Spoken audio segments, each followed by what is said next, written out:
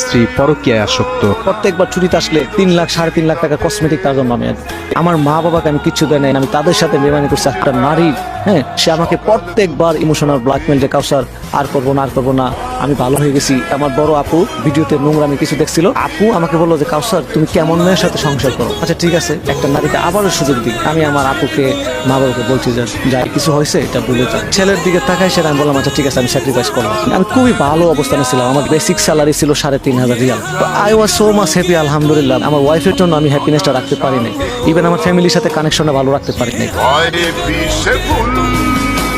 আমার বাসায় 2জন এসআই স্যাররা আসছে, আমাকে বললো যে আপনার রুমরা আমাকে তদন্ত করবো। আমার ওয়াইফ ছিল, আমি ছিলাম, আমার সন্তানটা ছিল। ওরা চেক করার পরে কিছু পায় নাই। লাস্টে ওয়াইফে বলতেছে যে ব্যাগের মধ্যে আবার ট্যাবলেট পাইছে 14 পিস। তাই বললাম যে রোমা হোয়াট ইজ দিস, আমি স্মোক পর্যন্ত করি না, আমি একটা ছেলে। পরে আমার ছেলে বলছে যে হ্যাঁ আমার আম্মু প্যাকেট আনছিল, আমার আব্বুর